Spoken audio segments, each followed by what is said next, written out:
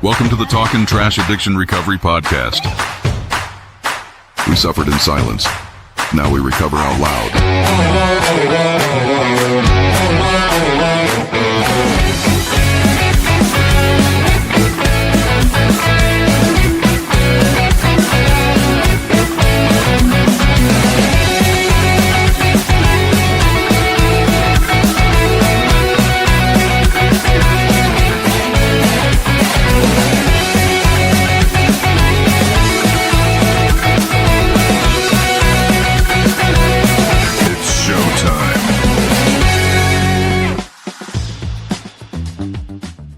This? Hey, I'm Willis. Welcome to episode 193. We're an addiction recovery podcast that focuses on mental health, and we focus on the community. Sorry, Timmy told me 10 minutes before this that I'd be doing this, and this is not what I do. Good job! So therefore, I'm just running my mouth. But anyhow, there you go. We love I'm you. one of the co-hosts.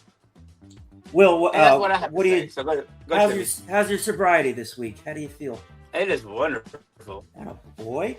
So we have, as a program, we let Jim Libel go. He was a problem, and he was an asshole, to be honest with you. I'm just kidding. Jimmy is serving in corrections. Happy April Fool's Day, mother frankers. This episode, I don't know what's going to happen because I'm totally unprepared for it because I had life stuff to do. That aside, what are we doing? 193? It's 193. 193. Yep. And we see, I told you already forget. That's why I do the Chiron upper right. We're doing the work now. You know what I mean? Like the podcast stops and people still need advice and help or whatever. And it's doing what it was originally designed to do. And we're happy about that. Jimmy does a great job. Brad has such energy. Will is my counterpoint in the universe. You know, he's my soulmate. So like we built this thing together through recovery. And that's been number one from the start. So, today my recovery, I'm so grateful for it. I had such an amazing, wonderful day. Such a good thing happened to me. And I'm not used to good things happening to me. So things are all right. I'm happy. And I remember I was sitting there today. I was in court. That's why my hair's parted and I'm wearing douchebag clothes. I was in court and I'm just sitting there thinking my life, this is just how it is. I get caught up in systems and clerical errors, whatever, right? The judge steps in and he sees that this is it's nonsense. He saw it. He could have nailed me to the wall and instead he got me off. Because I'm sober, and this stuff never happened during active addiction, obviously. But in sobriety, just staying sober, there's rewards just from that. But I don't just stay sober. I do this, and I try to include everybody. That voice you hear is a Steve M. Hi, Steve M. Nice to see you guys. So Steve is helping us out tonight while Jimmy is wherever he is, and there's Bradley Mansfield right on time. Look who shows up? The 3-minute mark. That a boy, Brad. Brad was driving. Glad you made it safe there, bro. He got back to us. I think I sent you a picture of my speed. I plead the fifth. I did. Yes, yeah. I saw that. You actually sent me a very funny video too. If I had time, we'd be watching it right now. So, does your speedometer say like 160 kilometers, whatever it is, or does it say miles per hour? Well, it was. I can switch it just on my dash, so it's the same one. So the first one I sent miles per hour for you guys. The second one I did kilometers for Jimmy and I. Either way, that's too fast. Whatever it is, whatever metric systems you're fucking. That's not. Wasn't me, man. No, this is my from years ago when I was a driver. I wasn't going quite that fast, but I was giving her on the way home too. I was telling Tim and Will, I barely made a few minutes to spare. That's when I text you, Brad. That's right when I sat down. It was like 6:43. I'm like, holy shit! You know what they say? Progress, not perfection. Absolutely. So my boy, it's right now. It's 7:00 where they're at, and for me and Will, it's 9:00. Which is why we moved the show to 9 both days. But our main recovery base is in Canada. I mean, we have everywhere, but there's a physical presence in Canada, and Will does nothing, I do nothing, but you guys are doing something right up there, and it's fun to watch. Like it's a disease, right? But it's also infectious. Recovery is infectious. So like Absolutely. that shit spreads, man. So I told Steve pregame, as we were just being idiots like we usually are. I told him he's part of the team. We know Steve's story. Everybody's watched it 1,000 times. I love Steve. Oh my God, made me sick. But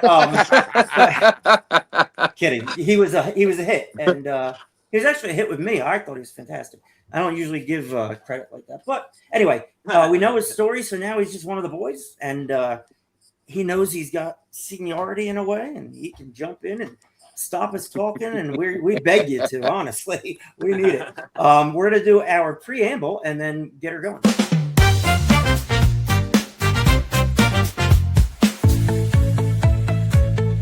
This is our humble broadcast, where ethics and personal anonymity are of the utmost importance. We run this podcast as an act of service to those whose lives have been affected by addiction. We don't do it for profit or notoriety. We place principles before personalities. We benefit from this podcast just as much as anyone else. We all work programs and choose to sacrifice our own anonymity to spread the word that recovery is possible. We do this thing in an attempt to show, as living examples, that no matter how far down the scale we have gone, we will see how our experience can benefit others. That's the 9th step promise. It's our creed we abide by here on Talkin' Trash. We feel called to uphold AA and NA principles. We firmly believe that you can only keep what you have by giving it away. Please join us in a moment of silence, followed by the Serenity Prayer.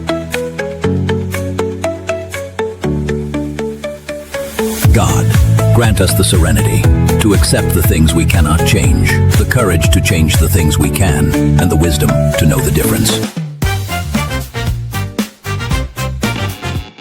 All right, let's go around and meet the team of Talkin' Trash. First on Dizzle for Dizzle is none of those guys. Willie Dog. Great. Did the intro tonight. And he's our boy. And he's starting to get some traction with our fan base. People are starting to like him. And it only took a year and a half, but he's good. We love him. He does a great job. What's not to like? Perfection is a look like Right? sometimes. Exactly. Then there's me. I'm 43. I'm dealing with a license thing right now. And God is good. And recovery is plentiful. I'll tell you what, because active addiction, I never caught a break. And in recovery, I've seen more breaks than I can count.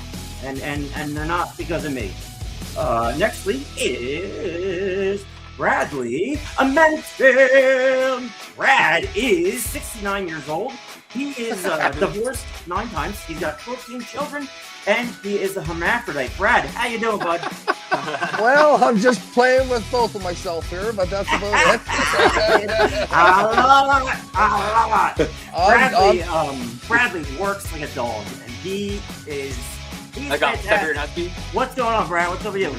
Well, I wanted to throw something out there off topic. Please. I want to reach out to Jimmy, because a lot of people probably don't know what Jimmy does. Jimmy does so much for recovery, and it blows my mind how much he actually is involved in helping other people and doing, I'll say, extracurricular activity with the recovery stuff.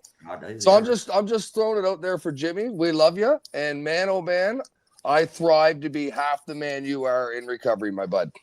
I love it, Nice and to it say. also makes me sick to my stomach. So Jimmy is the reason this thing hasn't imploded on me, which usually happens.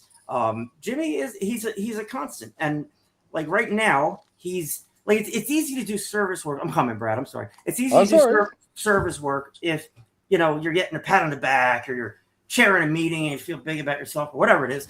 This kind of service work is dirty work. You know what I mean? This is in the trenches doing something he does not want to do, something that he doesn't get his horn tooted unless it's us. And he's in a prison right now trying to tell kids to not be an asshole, that life is worth living. Like, that is way more important than this show, like anything, honestly. So we're very laxed on, who shows up for work and who doesn't, or what time. And it's fine. That's how we work. We work all pulling in the same direction, and it's only gotten better. Will, you've been here since pretty much the beginning. Come on. How have you seen it progress? Come on. I mean, it's, man, is it? I mean, it's tried. I mean, just like the whole concept of everything, and just how, I mean, like, it's totally changed.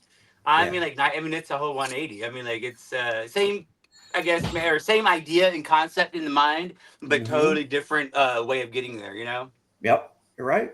And I mean, it proves like not that it wasn't good in the beginning, but I mean, you could tell we had our training wheels on back then. It wasn't good, but like it is hard to fucking start something like this and put yourself out there and be ridiculed by your brother-in-law and nonsense. but that's you guys have done amazing though. Absolutely. Thank you. And you know what? It's like just like life, waking up every day, every second, every minute, you're changing. The show is going to change too, right? And you know, the work you guys do is just absolutely amazing. You know, if you can reach one person, help one person, job well done.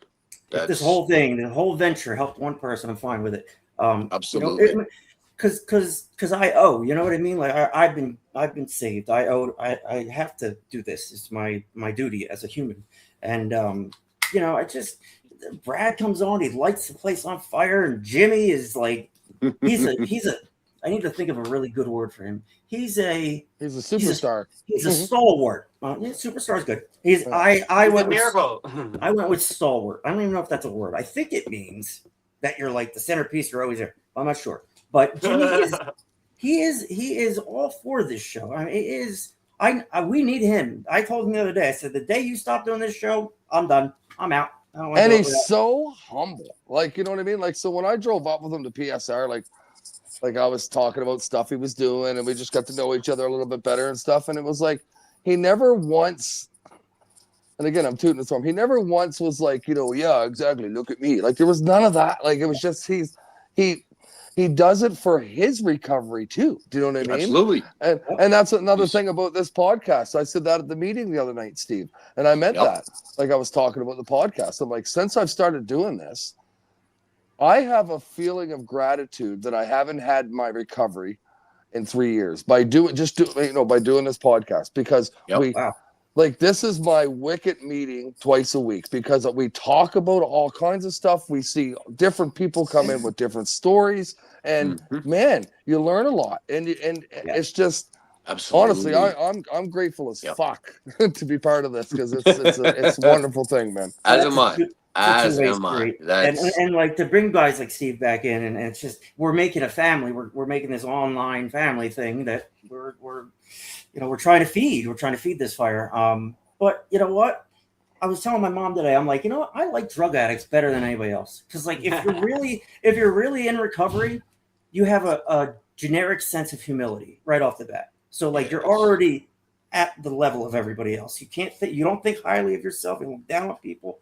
And we have this openness. We're like, I am an addict. Yeah. But I didn't steal cars and rape kids and kill people. I didn't do that. But I am an addict. And I don't trust regular humans, because they probably think they're better than me. But I love everybody. But like, we do have this. We're connection. We do. Yeah. And like, my guys on here, like what Brad's saying, and I'm not here. This isn't about pumping the show's tires, but like what Brad's saying, I totally identify with. Like, I didn't have this in recovery. I was sober 2 years or whatever, but I didn't have like this gratitude, this sense of responsibility to other people. It was always about me. And when I started doing this became my service work. And I started it. I said the other show, I started it for the wrong reasons. I started it to entertain myself and to piss off my family. That's why I started the show. That's not why I do the show. I didn't, that was like 10 episodes. Somewhere around episode 30, 40, 50, I realized we're doing something that means something. And absolutely. I changed. I came in big, I have to showcase myself as a big tough guy or whatever. That is so gone for me. And I've been humbled by the show. I've been humbled on the show. And this, we don't have to do this live. We choose to do this torture. And we could just record it. I record it and do whatever I want. We do this live to keep it green and to stay relatable to our rehabs. The rehabs thing has been a big thing. All you rehabs out there, I'm going to let you right now. I'm going to tell you right now. I'm going to start charging you because I talked to somebody that graduated from one of our rehabs, one of our big ones, and he's like, "Dude, for like 2 weeks, all I do is watch talking trash." I'm like, "We only do it twice a week." He's like, no. My therapist will put it on for group like twice a day.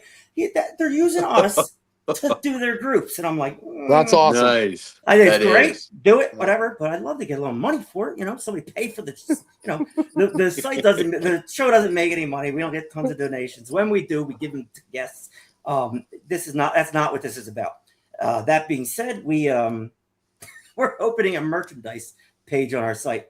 Everybody loves merch. Brad got under my fucking door to get it done, and I did it, and it's all messed up. But I think that's a great idea. Absolutely. I'll be placing some orders myself. 100%. Well, I'll give you the team discount, which is $75 a t-shirt. But like, Love it. I love it. Yeah, I didn't just that I didn't mark anything up. Everybody's getting everything it costs. I just want our logo and our name out there as a physical thing. That's all. I don't need money. I have no use for money. All right, so we read daily reflections, and Will is going to do that for us. And I'm not playing that. Nope, we'll just do this. Oh no, that's also commercial.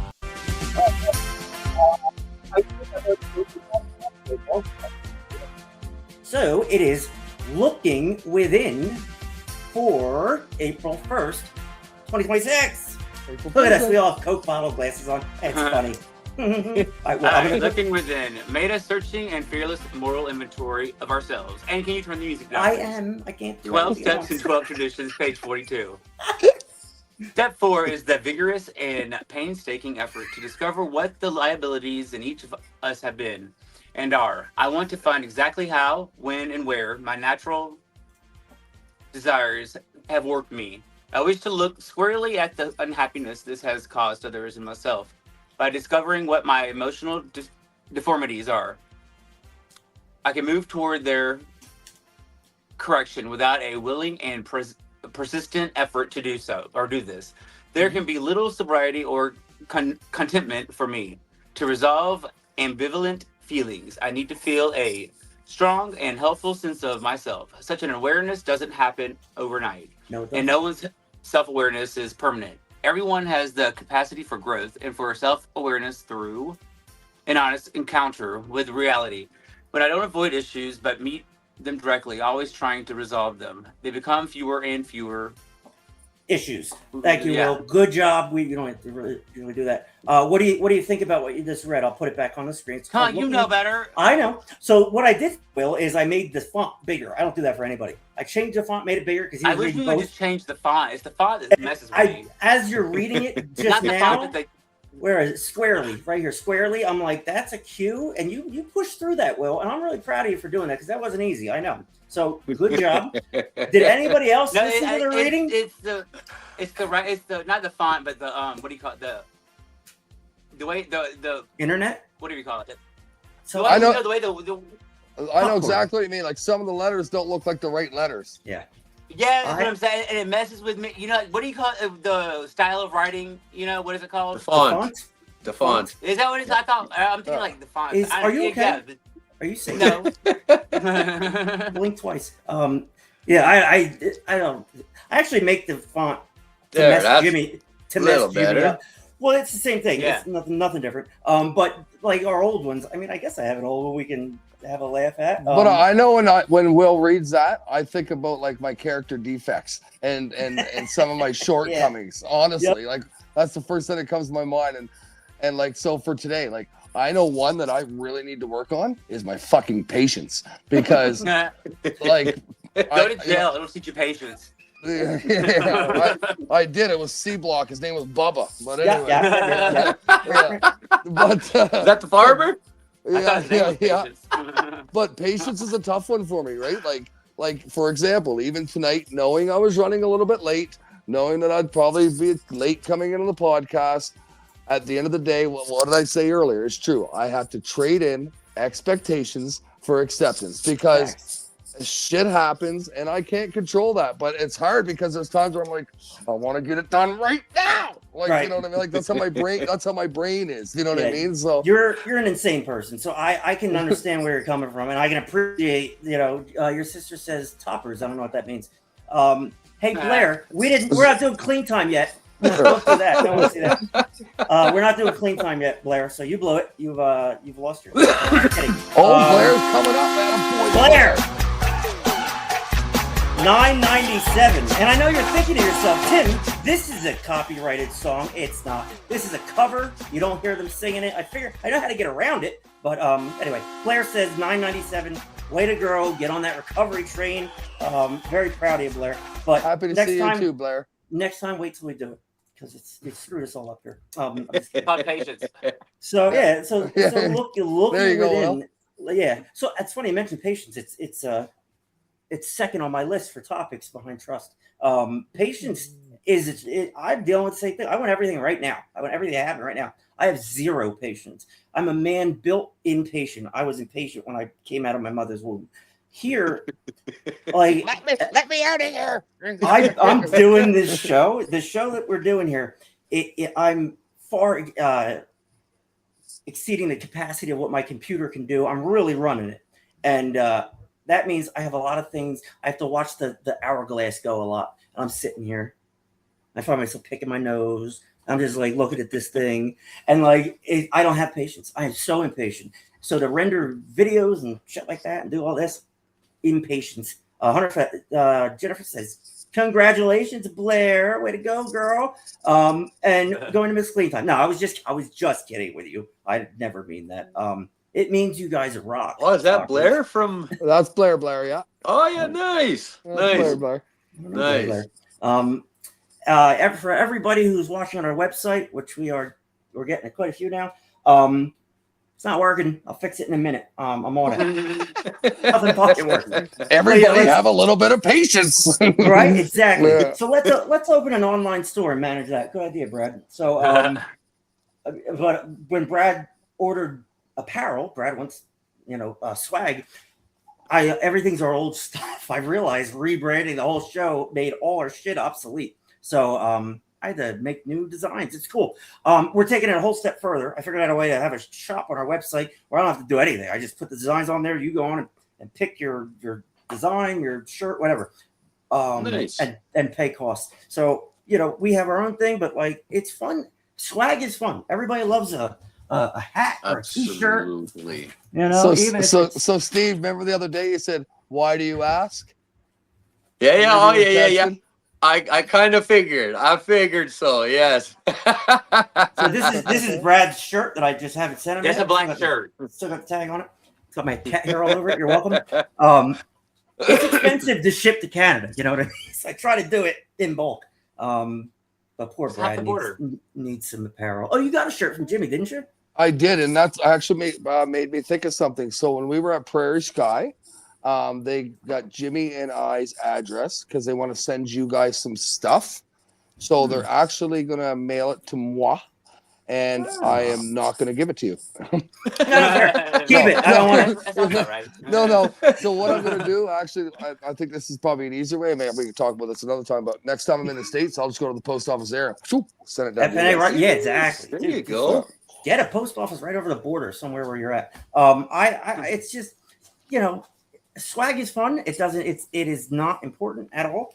In the scheme of things, but we are growing, so it's just shit's naturally happening, and that's fun, and we owe that to our people who watch the rehabs. I'm done pumping the show's tires. We're talking about recovery here, but it needs to be said that we're battling. You know what I mean? We're battling everything.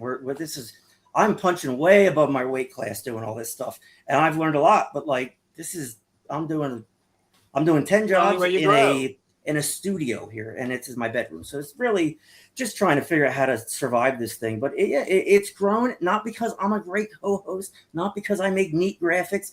It's grown because of us being real every Message. show. Real, exactly. And it's just we're so. I don't want to be corny this show, but like I'm so grateful. There's our team. Saskatchewan, that's Canada. That's us in Georgia. That's pretty much our layout. We gotta thank our our recovery centers that are in the mix.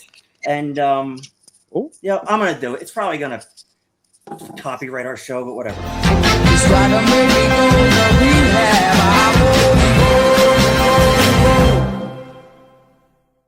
There you have it. I've just ruined the entire episode. All right, treatment centers for 193.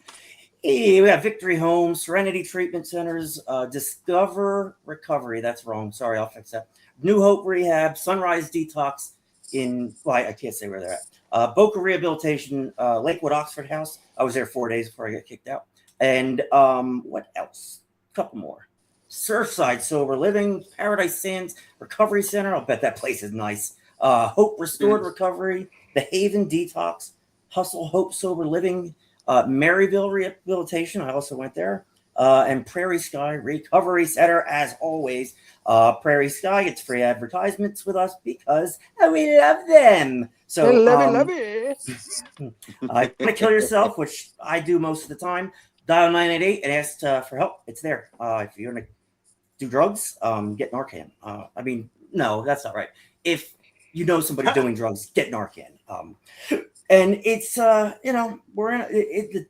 I don't know. The times are changing, man. Wednesday, April 1st is some idiot. I don't know. Wednesday, April 8th, Kaylin B. Wednesday, April 15th is Charlotte Wells. And Sunday, April 19th is Laura Lee Gruber. It'll fill up if you want to be on the show. We got this guy who just looks at his email 24/7 waiting for it. Reach out to Jim at Trash Dash and he'll set you up. We pretty much let anybody on here and see what happens. So obviously here I am. Right? I was gonna say it. Yeah. Let me do this before we get off track. Here is a different daily reflections. That's perfect. This is from a few weeks ago. And that font you can't handle, Will, that's too much. I can. You read?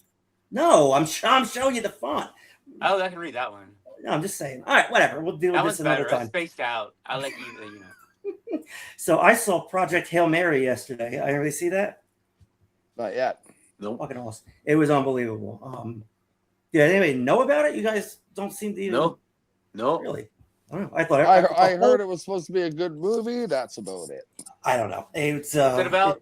It's Ryan Gosling, dude. What's it about? I can't even tell you. It's ridiculous, but it's he pulled it off. Ryan Gosling is gorgeous, obviously, and the idea was the whole universe is going to die because something's eating every star, right? So whatever.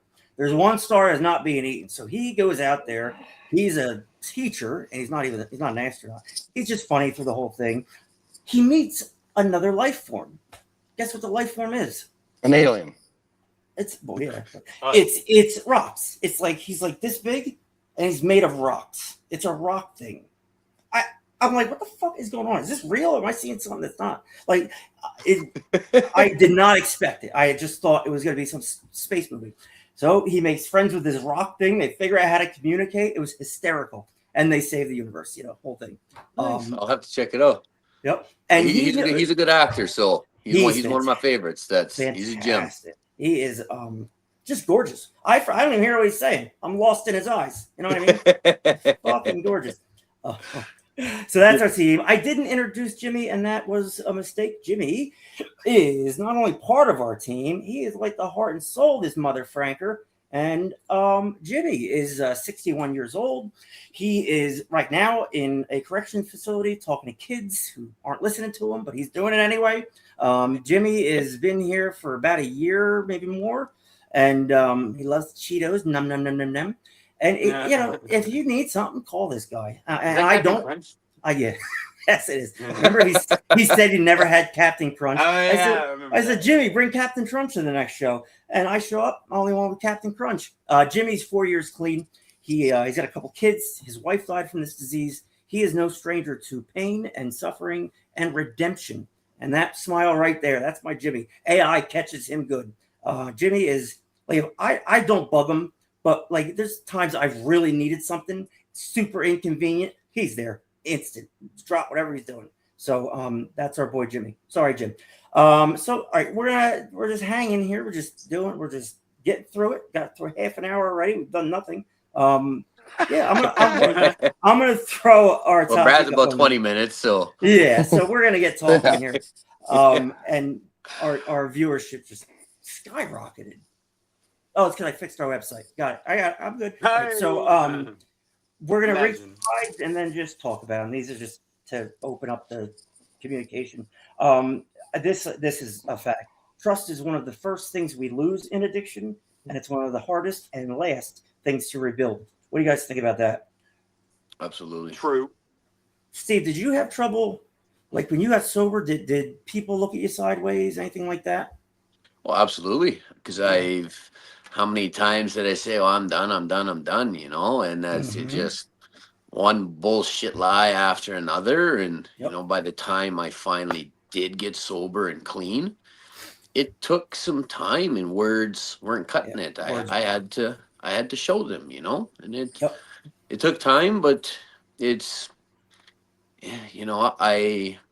I still show them every single day. Right. Every day I get up and I do what I'm doing now, and that's still showing them, right? And the kids and the family, that's the biggest one. That's Sure, 'cause absolutely. they're the closest to you, they see everything. So and that's It's kind of funny too, because like early in your sobriety, like so for me anyway, like so trust obviously because actions speak louder than words. Bottom line, Yep. but especially in addiction.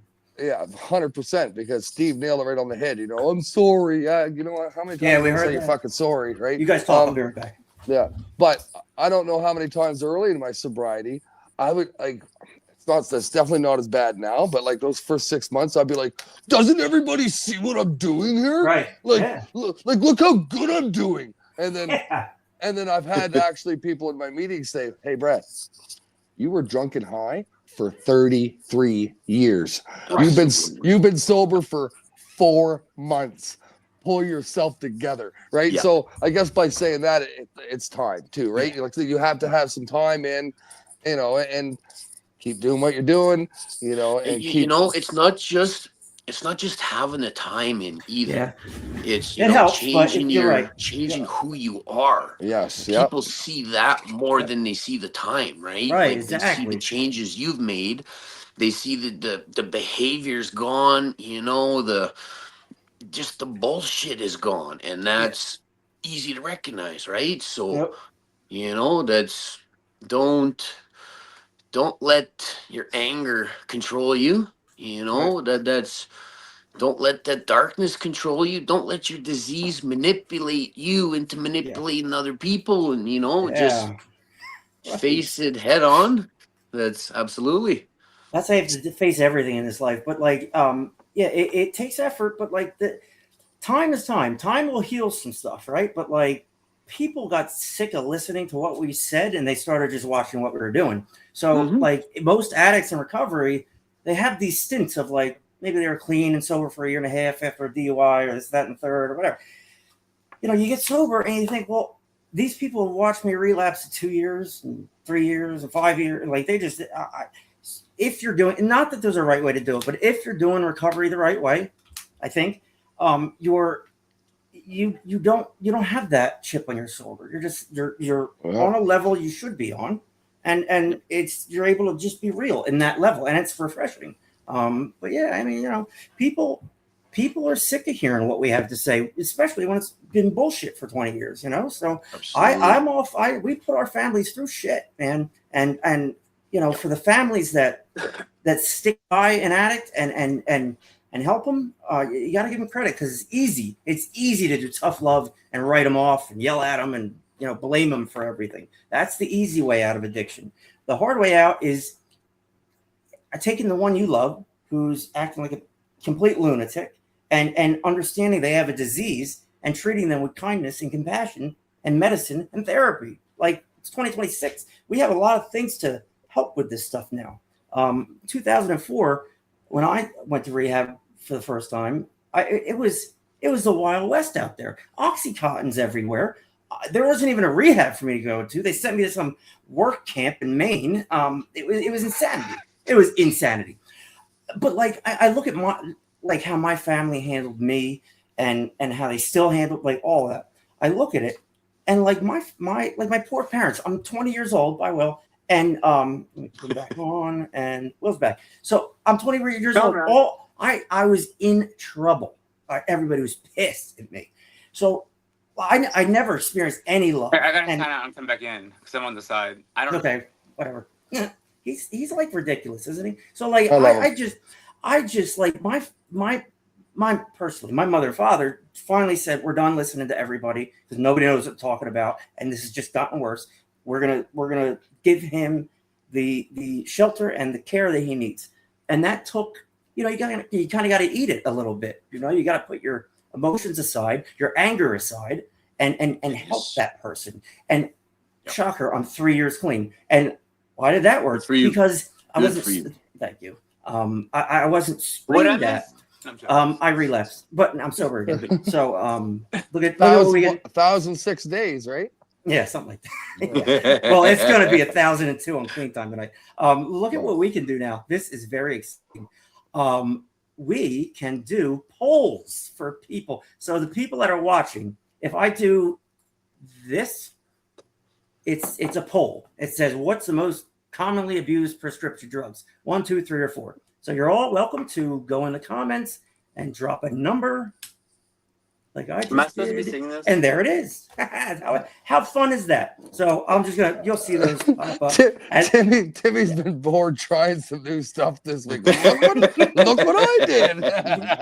Well, I mean, I'm waiting on this program, so now I gotta do. I want to touch on what you just said, though, if that's okay. Please. Like you were talking about like family members and how we don't realize how much we're hurting them, and like so for what my wife did for me, like.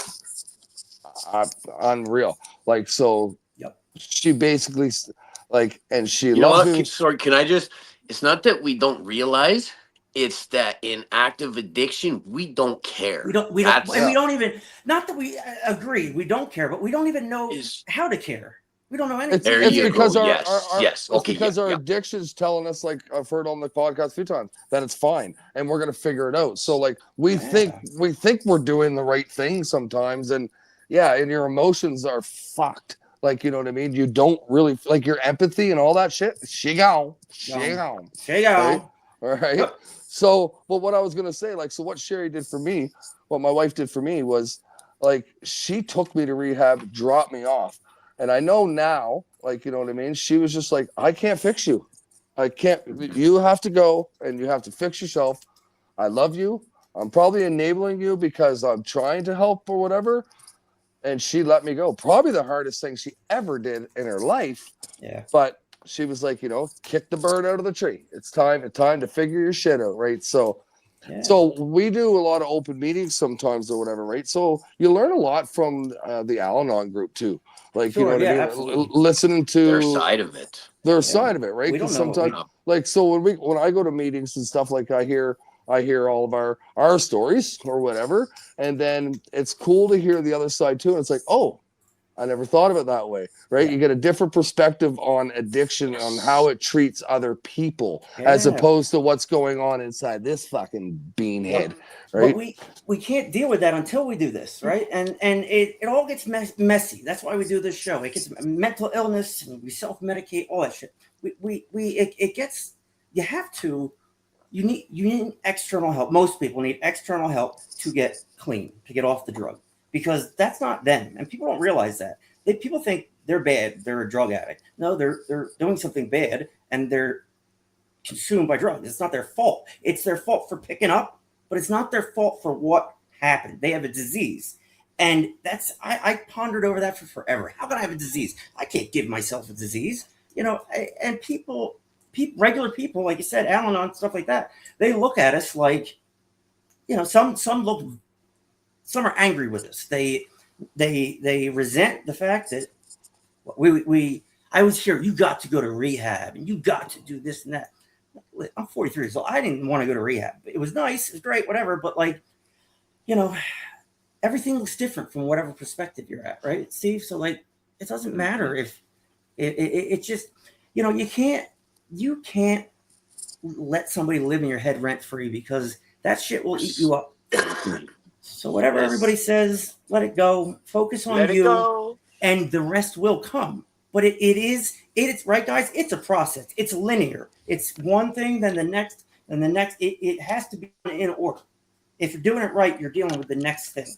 Well, that's like, I like when you were talking about that too. Like, so we talked about that on Monday night at AA meeting. Anyway, like, if I would have come through those doors after getting out of rehab, and there would have been like, you need to do this, and that, I would have been like, you can suck this. I would have lost my mind. Like, I apologize for saying that, but actually, it's the way that they come at you, though, right? So right. you can still get your point across, but do it with respect. And it's like the tough love is when you come at somebody with anger. What are you gonna get? You're gonna hit a stone wall. You're gonna hit a stone wall. Yep. Take that anger and send it to them, but do it respectfully. There's a way and just understand that their side of it. There's different perspectives. There's different eyes. Everybody sees things differently, right? Everybody's different. What would the world be like if everybody was the same? So lame. Just look at it from a different angle, different point of view, and just be understanding and be respectful. And that's, and you know what? Like the people think, oh, we're bad, we do this. No, it's not that we're bad. We just make poor choices. That's all it is. That's I've got a criminal record. I've got a pass. I've spent time. I spent time in jail. But you know what? I'm not a bad person. I just made very poor choices. And those poor choices put me where I was, right? So I do my best to make better choices, and that's a good thing about recovery is you learn the tools. Like we were just talking about this too, Brad, being able to recognize your feelings, your emotions, your anger, and having the tools to actually deal with it properly instead of going and numbing everything. I think Brad, you had said that, right? Just going to numb the shit with the booze and the drugs, right? And that's so I was telling Brad this I at our meeting there. So you guys know I love my rabbits. We do know that for Absolutely. some reason. They are my world, right? Okay. So I come home about a couple weeks ago now, but I see the one rabbit, and she's over by the kennel, and she looks at me, and then she looks at the kennel, looks at me, and looks back at the kennel. I'm like, what the heck? No way. So I go over there, and she jumps inside, turns around, so I scooch her out of there, and I look inside. All of a sudden, poop! One head pops up, 2, 3, 4 little baby rabbits, and I'm like, oh my god, like what the heck, like. And it was bound to happen. I have 2 females and 1 male, and I let the male out of the big cage and let him roam with the other ones. You know what they say? Fuck like rabbits. Yes. But and then so this is what made me actually see that I'm recognizing my behaviors and my emotions and my feelings now. So I was getting a little upset because he's still trying to go at the female. And it's like, you get the fuck out of here, you little shit. I've already got 4 more rabbits. I don't need more. So I text my kid and I'm like, man, I'm going to take this rabbit. I'm going to drop him off in the field and I'm fucking done with him. And of course, within minutes, like a few seconds, it's like, oh, why did I just say that? I recognize the anger. And then, I apologized to my kid. She's like, I know you wouldn't get rid of Romeo. And that's what she named this rabbit, is Romeo. Go figure, right? So, weird. but the fact that I recognize that now, the anger, it hit right away, and now I can deal with it healthy. Like instead of negative, it just, I see the positive in every situation. Yeah. So there is a positive to every situation. You just have to find it. Right. Yeah, So That's what I that's say. So there's growth, Steve. Right, like a year and a Yes. half ago, that bunny's on the curb. Right, Yeah. right. Right. Wow. Well, No, you know what I mean. actually, no, a year and a half ago, I still had rabbits, but a year and a half ago, no, that bunny would still be But 4 years ago. you know what I'm That rabbit would have been gone. Oh right? yes, Yeah, like actually, that's yeah, the process of the way we think, right? It's yeah, absolutely. you get out of here, right? The great things we get from being sober and in recovery is just it's Yep. absolutely phenomenal. Like Yep. Tim, like you were saying, just the good things that happen to you now. Absolutely, Mhm. that's Yeah. I agree with that 100%. And like I look at my screen right now and I see three faces that are genuinely happy. Like Yeah, it's a stretch, but yeah, I got you. you You know I mean, I'm what's see not. funny? you see I'm cynical, but I see what you're saying, and we are well, happy on here as a team. We're happy. We are happy. yes. I've never You experienced know what? No, not just on here. I guarantee it in the real world, you got a genuine smile on your face. Right? So, and it's not a fake smile. Well, He's trying to I find can it right. He's like trying. He's sitting there trying to think. I'm thinking like, what's a smile? What is that? I can tell you from what I can say. I've never met Will or Tim in person, but we have a group chat that goes pretty much all day, Yep. and some of the shit we say on there, like you can tell we're human, and Yeah. we laugh and we say some crazy stuff, and we have a lot of fun, right? Yeah. Absolutely. And that's what it should be. I wanted to touch on what you said though, Steve. Like this may sound way out of whack and way different, but that's what Brad does. That's what Brad does. So I've been crossing the border back and forth with work now. And Yep. this sounds really stupid, but at one time when I used to cross the border and come back in, they always took me in. They always fucking stripped my truck. And I almost blame it on how I looked. Or maybe, Absolutely. like, I know Yeah. that sounds really stupid. Now they're like, have a good day, sir. And I'm like, are they talking to me? You know what I mean? Like, Right. and I think honestly, I don't even know how to explain that, but whether there's an aura or a different look about you where I don't have big black raccoon eyes. I don't know what it is, but Yep. like little things like that, I noticed change. And it's, I don't even know how to explain that, but that's a true story. I haven't had a finger in my bum at the border in 4 years. That's nice. There What a you shame. go. I bet Good you're missing things out. happen. You want to get that back? Is that something? We'll get it. I kind Jim, of miss Jim it. knows where you can go to get that taken care But of. let me go get the Yeah, rubber glove here. Yeah. Right. But there goes something that I'm kind of bringing up is that change that we have happen in our lives. Sometimes we don't even really notice it in time. You know what I mean? And then other people notice it. Yeah. You know, like you said earlier, Steve. Like when I was saying something about time, and you were right. It's not so much time; it's about actions and about doing. And Yep. people see these little changes in all of us. You know, because we are sober and we are clean. You know, Brad, I stood in front of a judge today. Bye, Will. And welcome back, Will. I stood in front of a judge today, right? And by all rights, I could have just been, probation, fines, all this stuff. Just stuff I didn't need at this point. And he looked at me, right? And he saw someone who was there. He sees my face is pink. I'm fat. I'm not active addiction. He saw someone remorseful because I was. He saw someone who was scared because I was. And You were crying, weren't you? No, yeah, I'm joking.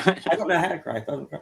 And I was honest. I was honest with him, and I said, my license is messed up because I got a DUI.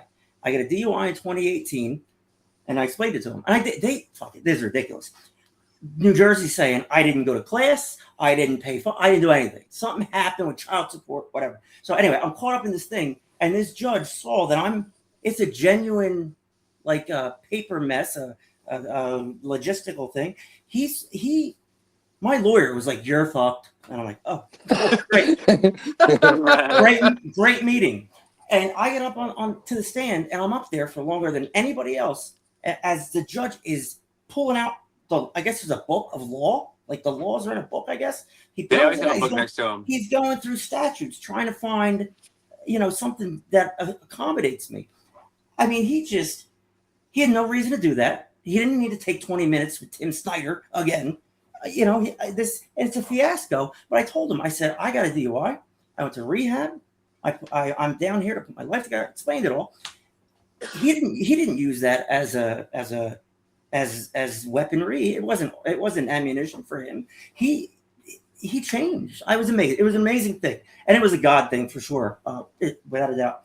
For all you assholes that won't stop mailing me, our website is working. You click on it. You're not allowed the cookies, people. Look at see how good we look, idiots. So I got a gift today. I've never experienced that. You know what? The judge seen you, not the person that was on that paper. He's seen who you actually are now, who you're becoming, who you've already transformed into. Yeah. And he recognized that, and good things will happen. Absolutely. Yeah. I mean, listen, you play the odds. You try to do, in your favor. But sometimes there's shit just happens, and you just got to roll with it. And using drugs makes it a problem. It may not be a problem. It may just be an inconvenience, whatever. But to self-medicate and hide from things, that's where problems happen. And that's where things spiral. And as addicts, coming on this show twice a week and saying, I'm still an addict, shocker, still here, just saying that keeps me in check. There was a point with this show for like 5 minutes. I thought I was like Howard Stern and the greatest graphic designer ever, whoever does radio stuff. And I got knocked down a few pegs. I've learned a few things publicly live on a show. I'm okay with that. I'm not, I'm growing through everything. So the haters can hate. Don't let people drag you down. And that makes me think. So here's a question for all of you. Okay, so we all have well over a year plus each, right? Mm-hmm. What would you tell your younger self now that you're in recovery? What's something you would tell yourself, Steve? What we know now as in recovery, what would you want to tell the old Steve? What would I want to tell the old Steve? Don't be scared of your feelings, your emotions. Don't hide from them. Just don't try and numb your pain. Feel it. Grow. Let it transform you. Don't be scared. Rehab, when I was at that ridiculous rehab in Maine for 6 months, Robert Stover said to me, every time something bad happened, I tell him about it. He's like, bro, he put his teeth in, and then he'd be like, bro, rub that shit all over your face. Just rub it all over you. I'm like, what the hell's wrong with you? I slept right next to him. But I learned something there. Feeling pain doesn't require medical intervention. Feeling pain is like yin and yang. There's no good and bad. There's no pain with it, all that stuff. So, I am I'm in awe of like Jimmy, like Brad said, and Steve. I'm trying not to pump his tires, but these guys are like idols to me in a way. Not idols, it's the wrong word, but I look up to you guys, and I've only met Will, and I would take a bullet without question for Brad, and maybe in a month or two I would take one for Steve. I've already taken one for Will. So I'm so proud of us that we're able to come on and do an unprepared show and have all these people watch. And now we're starting to do things like we can be interactive and focus on our fans and shit like that. We can do polls like this. This one says, when will Brad's wife finally leave him? 2 years. He didn't smile too big on that one. 2 years. Can I ask though? Okay, so that poll, did you already put out the poll for the number one drug or whatever it was you were saying? I have so many polls, you have no idea, bro. I have a bunch of polls. I just made what was the top choice for the drug? Was it fentanyl? Fentanyl, heroin had 5. Cocaine, speed had 1. RX medications had 5, which I'm thinking fentanyl and heroin, street drugs, RX medications, or Percocets, Vicodin, and Prescription. Valium. Yeah. And then number 4, the one that got the most, that had 8, we had 14 responses. Number 4, Kratom / gas station pharmaceuticals. People aren't stupid. People know that you can get high at the gas station now. You know, and that shit is way more dangerous because it's accessible. It's bright colors and looks fun, and you know they'll sell it to a 4-year-old. So like, yeah, that shit's bad. That's real. Fucked up. If you're gonna do drugs, do real drugs. Don't do drugs you don't know what they are. You know. So it's funny when you say stuff like that. So maybe I'm old school.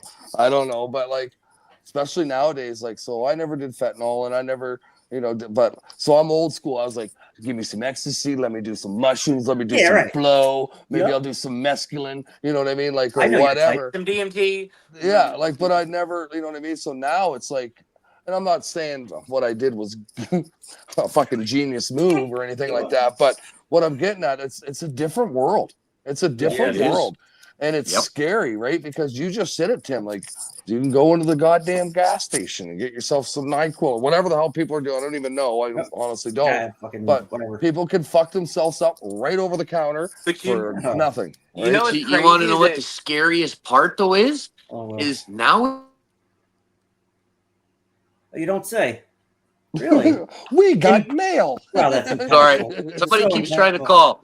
But so nowadays you don't actually know what you're getting. Like you think you're getting cocaine, but it's mixed with fentanyl, and then you're dead.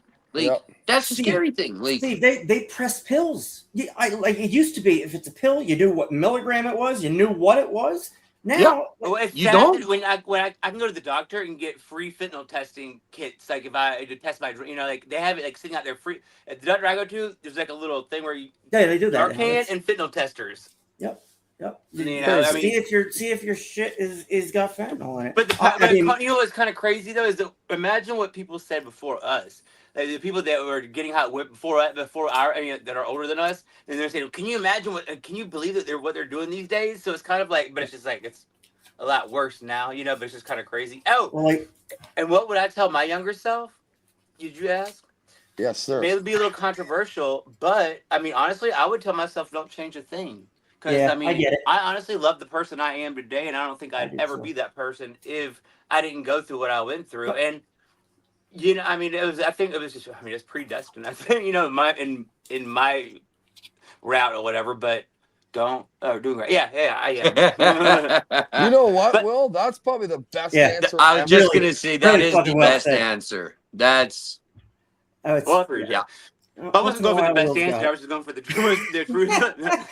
Will's taking over the show again. But honestly, though, Will, I never thought of it that way. I was thinking something deeper. You know what I mean? Like, I'm not deeper, but overcomplicated, I guess. Yeah, that's what we do. I mean, like, I was thinking, well, you know, well, maybe it was my emotions, or maybe it was, but you know what? Fucking right. Pardon my French, Will. You nailed it. Because at the end of the day, I am happy with who I am. And I wouldn't, you know so much more. I mean, the things that you know. Imagine like half the stuff.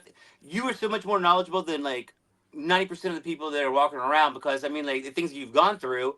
I mean, now that person, you know, you can look at the situation now and be like, oh, I'm not doing that, you know, getting anywhere around that. But like, if you hadn't gone through the things that you've gone through, then guess what? You'd be being affected by it at a later point in your life. Like maybe when you like already had kids and a wife, and then like now you're not there to support them because guess what? You're in jail or something or dead. Yep. Yeah. So there's an. Sorry, Will. Go ahead. No, I was saying. So I got it over with like earlier in life. You know? But like I wouldn't want to hang out with normal Will. You're probably awful, but this messed up version of you is fucking awesome. But there's an example of our recovery. So right there, Will, and I'm saying this from the bottom of my heart. I heard something tonight that I needed to hear. So what you just said, well, that's what recovery is about, and that's what this podcast does for me, and I hope that's what this does for other people too. Doing great, Brad. But that's true. So I was coming on this podcast. We're doing our normal thing, but I got to hear something that I needed to hear because you just made me feel better about myself. Because why would I want to change it? Because I've went through this journey. The ups and downs, the fucking the You shrapnel put a lot and of all. time into making It's you who you made are you who you today. are. It's made you who Exactly. you are. Will. Fuck, I love that So guy. to ignore that, to look past that is like it's an oversight, you know. To really think about it, if I could talk to my younger self, I'd be like, I'll put him on block. Later, bro. Have a good life. Do your thing, because I don't want to tell you not to do drugs. And I would probably like tell him not to, shoot heroin with a girl 15 years younger than him and have the Narcan. We were Narcan buddies. Is what we were, Steve. She'd hold the Narcan. I'd do heroin. Vice versa. Just in case. We were safe. She's like, well, if we put some cocaine in there, it'll be okay. It'll counteract them. Like, that works. Whoever your name is, girl that's stealing my Mac card. That was just a bad experience. But like, my point is, like, times have changed. Things are different. And you know what? Like, if I was 20 now and got all messed up on drugs, got a girl pregnant, all that shit. If it happened now, I'd probably be like some kind of softie or something. Like, because there'd be no tough love. No love. I would be treated with love, and I would likely succeed without all the detours I took. But I wouldn't want to change a thing. You know what I mean? Because like, love it. My mistakes brought me my children. My mistakes taught me things. I experienced things with addicts in recovery that I can't put words to. You know, it's me and Brad, the four of us have this connection through text messages. Yes, we send 1,000 texts. But like, there's no pressure here. We're just being real. This thing could be shut down tomorrow by the government. Probably will be, actually. Whatever. We're here. We're doing our thing, and it helps our recovery. And you don't realize it. Yes, you don't realize what it feels like to be 1,008 days when you're 500 days. It's a journey. And like Jimmy always says, I'm like, you're still corny, Jimmy. He's like, if my sponsees asked to give them the gift of recovery, I wouldn't do it. I wouldn't deny them the blessing of that journey. And I'm like, you're so corny, but that's a good point. So same thing we're talking about here. We don't want to compromise who we are today. We are addicts. We're in recovery. We identify as such, and we actively work on a recovery, something I never did. And as we do that, we see the fruits of it. We enjoy the fruits of it, but we're also like humble and staying in our lane and shit. It's crazy. Recovery means you act normal. So like, we have these blessings that we're not accustomed to or not used to. We're used to burning things down. And here we are now. Use Brad, for example. He's 4 years clean, or 3, 4. He's up there. And he comes on here and his message helps people. And the fact that it does that, it's reciprocative. I just made that word up. It comes back to him. He gets the benefit from helping others, and the thing just goes. So these, there's so many sober people who have never done drugs or whatever, or in denial or whatever. They're miserable. They hate everything. They don't know why, and they're just miserable. They're dry drunks, but they're not drunks. Like, in that situation, I'm almost like, go do drugs for a little bit, live that lifestyle. That'll take you down a peg or two. You'd be all right. And those people, sobriety, sober family members, whoever, they're not equipped to help your disease. And, the trust and all that shit takes time. All this shit takes time. But, and I always say put too, your head like, down and go through it. So I've been saying this, and I mean this when I say it, like, I have more fun now than I did before. Absolutely. Did it take a little time to get to that point? 100%. 100%. But like, I don't think about what other people are thinking anymore. And I don't think about when I'm going to go out and like, oh my God, there's going to be booze and alcohol. Guess what? There is, because it's life. It's fucking life. Shit's going to be still around.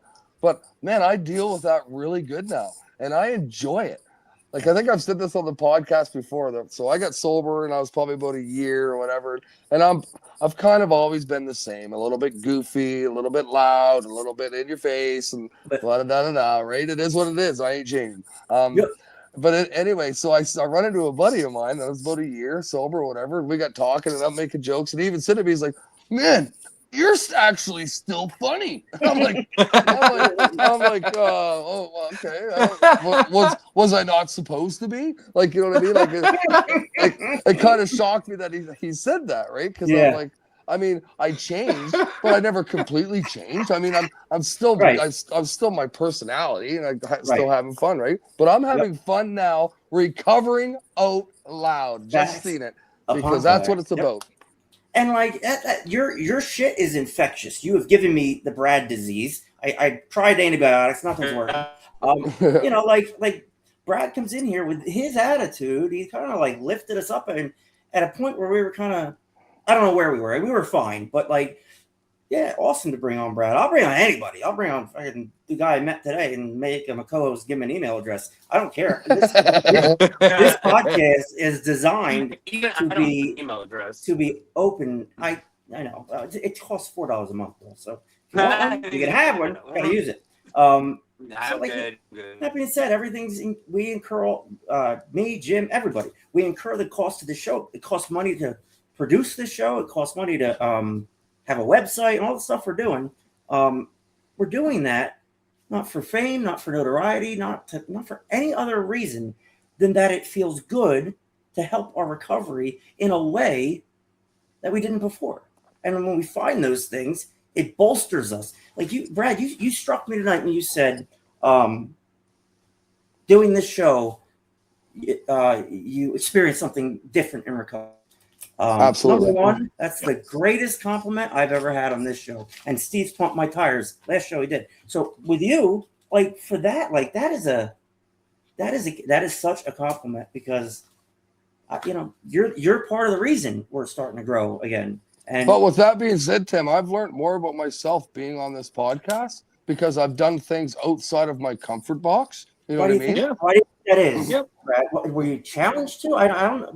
No, so I don't feel challenged doing this at all. I actually walk into these podcasts and I feel like it's zero work for me at all. Like because I enjoy the shit out of it, and because I love that.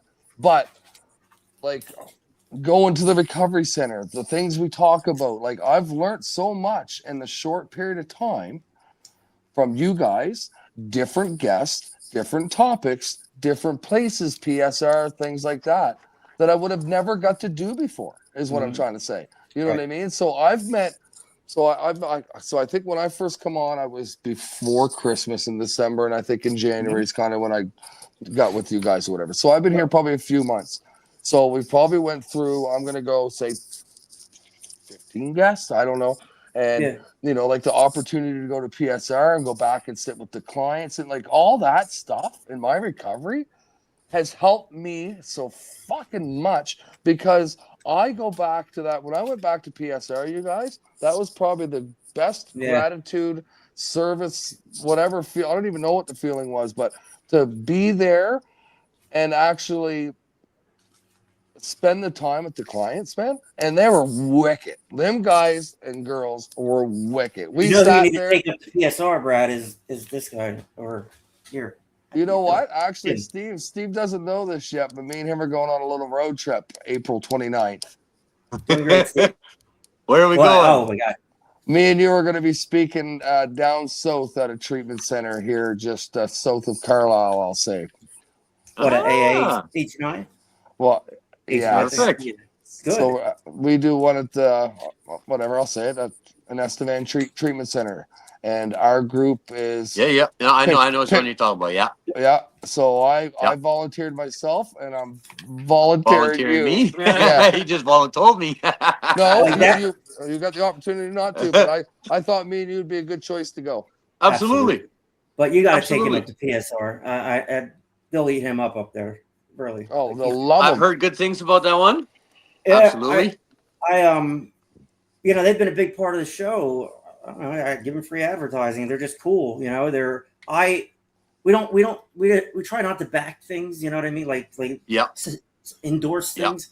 But like, I have no problem getting behind something I believe in. And I know people that have graduated from there. I know rehabs. I don't know many that have graduated in the amount that I don't know many people that are still successful like they are at PSR. So whatever they're doing up there is fine.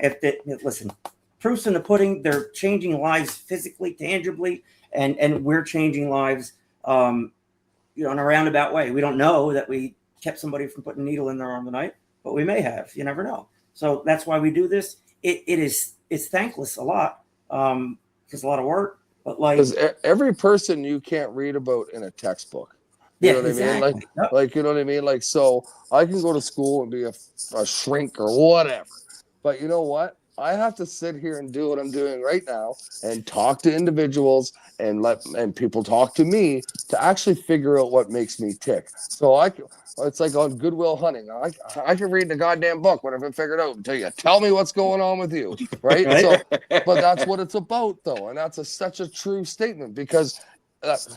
Exactly. A book's a book. Yeah, it gives you some education. But what we do right here, what we're doing at this moment, just talking and feeling like, talking about recovery, the shit that we've done, you know what I mean? Like Will said tonight, blow my mind because that's something that I needed to hear.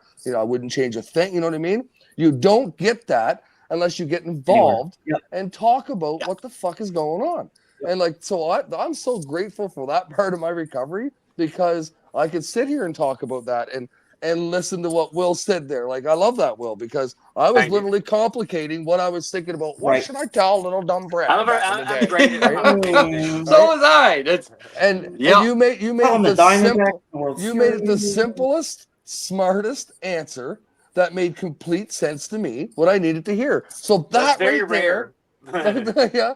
Well, okay, sure, but not necessarily. That Will is everybody's smart and deep, but like Will, you're a beauty. He's a beauty. We all have these these walls up that we're afraid to let down because we're people pleasers and we're afraid of being judged or whatever. But when you finally do let them down and you experience the benefits of that, who cares what everybody else thinks? That's where I'm at. I mean, right. None of your business what everybody else thinks. Right, it's none of your business. Exactly. If you're living in that world, that is not a fun world to live in. So being in recovery, having this affliction, knowing that I have to actively identify as an addict, I would get clean for a year or two, whatever, but I never identify as an addict. I hide it. Now it's the opposite. And I almost forced myself to do this. I didn't really feel like doing all this, but I don't know. I just, I don't know. I felt like I needed to do something. When I started it, I was terrified. I'm like, hello, welcome to Talking Trash. I'm Tim. Welcome to Talking with Timmy. Please love me. That's what it was. Yeah. And if your keys to happiness are in somebody else's pocket, you're not going to be happy because it's going to be a shitty. It's going to be a shitty ride. Yeah. Yes, it is. Yeah. So guys Steve, we go like an hour and a half these days. If you're welcome to drop off, if you have something to do or whatever. Sorry.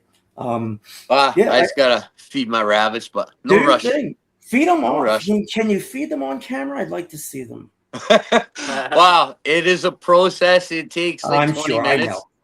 I had a rabbit, and I begged my mom for it, and they got me a rabbit. I was like 12, and I have the rabbit on the. She's like, "Don't put that rabbit on the couch." Rabbit's on the couch. Put the rabbit on the couch. This rabbit, right? When I picked it up, it shit about so many pellets. I was like, rabbits do that?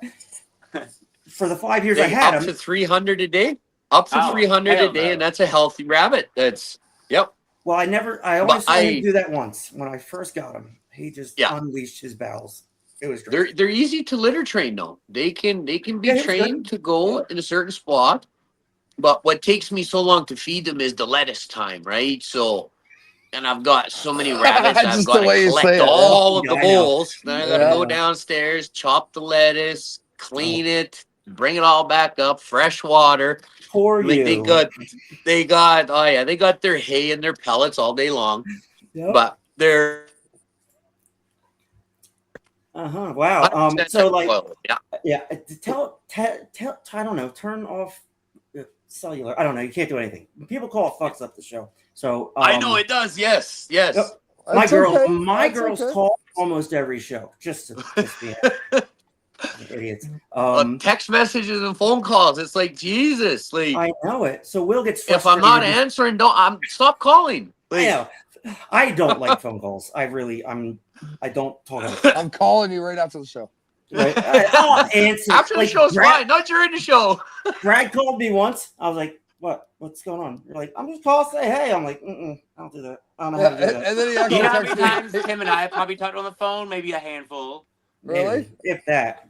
That's Yeah. funny, Will, that Tim said that though, because I did call. I could tell it kind of caught him off guard at first. Yeah. And then he texted me yeah. back earlier. He's like, "Hey man, I'm sorry. I'm just not really used to phone calls." So then we called back and we talked for a bit. Remember? Phone calls mean there's a problem. Text message is communication. So I get a phone call. I'm already like my heart's pumping. Like holy shit. I've looked at my phone. I was like, I'll call. Oh, I'm not calling him. So I was like, maybe. Hey, like that's just I mean, we live right next to each other for what 2 months, so. Yeah. I mean, how far away you it's guys time. actually? How far away you guys actually apart right now? Like how many miles type of deal? Hour and a half drive. Yeah. Oh, so that's not bad. No, That's it's not But bad. it is bad when you can't drive at the moment.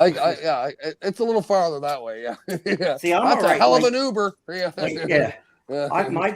A girl Ubered me to her house in Long Island from New Jersey to do whatever, and it was $397 Hope you're going worth there. It was $500 coming home. I didn't pay for it; she paid for it. She's a paralegal or whatever. I disappointed her pretty badly. So and that's, No comments. we're gonna talk about Why break the streak now, Timmy? right, exactly. We're gonna talk about here. I don't know. I don't know why we get so many more viewers after the hour mark. I don't know why that happens. Maybe so we need to go past that or start at 10 well, no.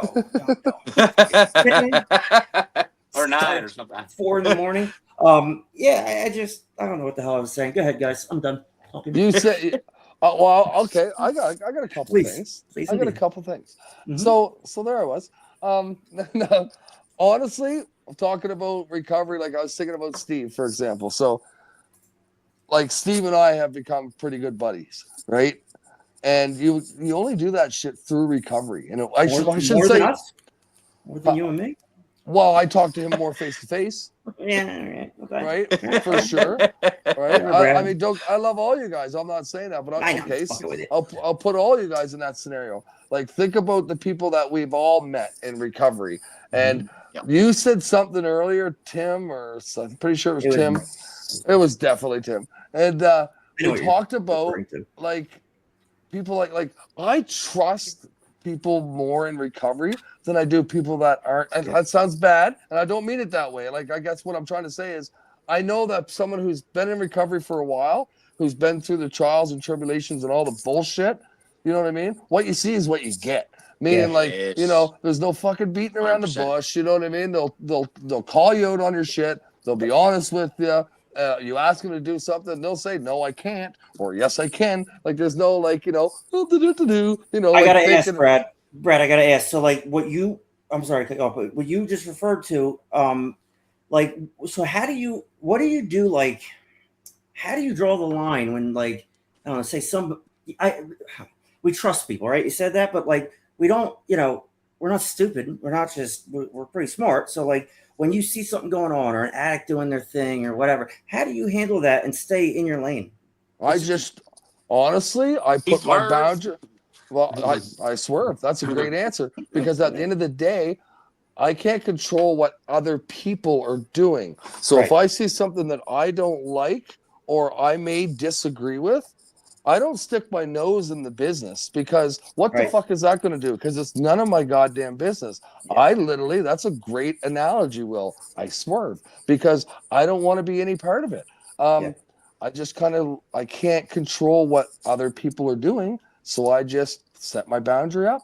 Now, on the flip side of that, Tim, if it's, we'll say a friend or an associate or somebody that I know, I'll be like, no, I can't do that, or or whatever it may be, whatever scenario. But I've learned to put my boundaries up, man, but that's a time thing too. And sometimes it's hard because sometimes it's people that you actually really, really like, and they need help, and then you feel like you're disappointing them or letting them down, right? But at the end of the day, what I have to protect is right here. right? And so I really have to focus. You know on what? that. A true friend What's would better for already you? understand Facts. your sobriety and would never try to compromise that. Absolutely. That's a true friend. Yeah. And a That's true Absolutely. friend only wants the best for you. They want to be your cheerleader. I guess is it. Yeah, yeah. Be in your They don't want to corner. sit there and be Yeah. negative Nancy or whatever you call it. Well, it's a fine line, isn't it, guys? Like between a hand out and a hand up, and like we're in this addiction world, and this guy over here, he's scheming, doing whatever he's doing. But that was me 5 years ago, so I don't get in those situations, but I see them happen, and it's hard to define what's what. Does When any is of you guys have friends still in your life, and I'm sure we do, that are still using, that you still communicate with, No. but Yep. like you just said, Steve, know your boundaries and and like let you do your thing. So whether they're still doing whatever they're still doing, I won't even get into that, but whatever they're still doing, Right. I actually still hang out with some people like that or whatever, and they know they like Kenny Rogers. We did that. They know when to hold them. step away from Brad or Yeah. whatever, or you know what I mean? And like you said, Steve, you're right. That is a true friend because they're like, I'm not going to fuck with his sobriety because he's actually doing pretty good. So absolutely. I'm sure we all have those, I think, right? How about enabling, guys? How does that come into play? Sorry, what was that? Enabling. Can you guys expand on that because we have people watching there, sober people too. Like when is enabling? It's enabling is a bad thing when it's enabling. When you're manipulating or whatever. When it's but like that's most of It's like if I can't expect the world to stop because I got sober, but I want nothing to do with it. Don't ask for a connection. Don't ask for money Right? for it. Don't ask me to help you do it. That is no. That's not the kind of guy that Well, I think you I'm mean gonna don't ask me be. to do it for you. I There know you you go. would. I know you would help them. I know if they would ask for help from Steve, you would help them regardless. That's really poignant that you brought that up. But yeah, you don't. That's enabling versus help handout versus handout. That's a constant thing going on in recovery. I've experienced it 1,000 times, and the fact of the matter is, I had a medical illness that was untreated. Things got out of control, and I kept putting band-aids on the problems, not treating the problems. And it took a while. And so it's a miracle I'm here, and here I am. So like I'm here. I have this perspective that I've gained through experience and putting myself in other people's shoes and seeing what I did to hurt my family members and people around me, and seeing how it affected them. And finally, I'm selfish. Everybody is, but like I'm not self-centered anymore, and I can say that confidently. I come last. And I try to make that. My daughter called me at like midnight the other night. I was just going to sleep, and when I hung up with her, it was like I showed you guys. It was like an hour and 45 minutes. Now there was a time where my kids didn't talk to me. I was doing crazy shit, putting heroin in my arm, doing all kinds of stuff. Philly. This kid came to me with a real problem, and I really didn't do anything. I just listened to her, gave advice here and there, and she hung up the phone. She goes, Dad, I didn't realize I needed to talk to you tonight. I feel seen. And when she said that to me, my heart jumped a bit. Imagine that. Well, shit, I didn't do really anything. So, like, you don't have to be perfect in sobriety. Spoiler alert, you're not perfect. Nobody is. Just be present. And be present. And it's hard to do. It's hard to do regardless because, at default, I don't like how I feel. But, like, those kind of things, like, man, I'm so grateful for that. And I didn't do anything. I was just dad. I love that Will said that, right? Because anybody could be there, but it's one thing to be present. It's a complete different scenario. And right? stay teachable.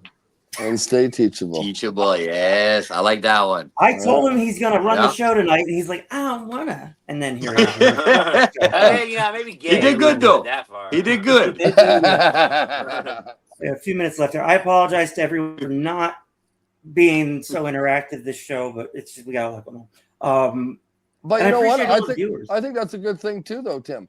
Sometimes it's okay to do different things because if we keep doing, you got to mix it up. You got to shake it up a little bit, right? This show's Absolutely. never the same. And maybe it's just baseline, and I make a graphic that says 193. What is it? 193? 193. This is only going to be showed on this show. Like that's the effort. We want it to change every show. We want this absolutely to help people.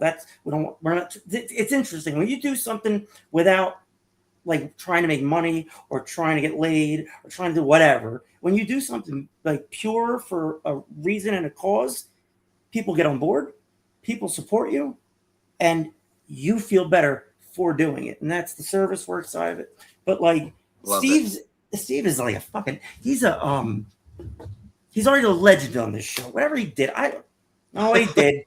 He just had a lot of viewers that night or whatever. But I got a ton. You know what? Just like you guys, I was just being myself, just being real, right? That's why I asked you to come back. That's why you're a regular friend of the show, because like took 20 minutes and we're like, he's one of us. Yep, and we hold on to people like that. Will, did you ever think you'd still be friends with Tim Snyder 2-3 years later? Absolutely. No, you didn't. That's not the answer I was expecting. I remember. Yeah, I mean, what would you say? I mean, like, you fuck with me, you stuck with me, you know.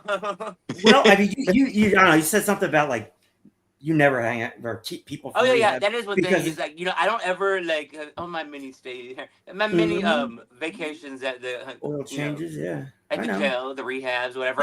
I don't like I if I usually have a number that I've taken from there, it's never for the proper reason or the right reason, you know. Right. So I mean, I could tell this time. I mean, like I've been to rehab. I mean, I've been in many rehabs, many recoveries. I've gotten clean and sober, and I've had years before. But this is the first time that I've actually. This is the first time I've actually been happy though. And what's different also though is like I don't know if ever. I mean, like if I didn't do this show, I do the show twice a week. I mean, I wouldn't be going. I mean, I don't go to meetings. Like this is my meeting. If I didn't do anything through that period, like when I was off of rehab, I'd probably be getting high, most likely. You know what I'm saying? Like, but this is like where this show holds me accountable. Yep. I mean, it really does. So, I mean, not that I couldn't do it myself, but I'm just saying. Listen, you did this yourself. We didn't do it, but like, I understand what you're talking about. Like, I did this for accountability as well. If I get high, I'm going to broadcast it to everybody and show everybody I got high again.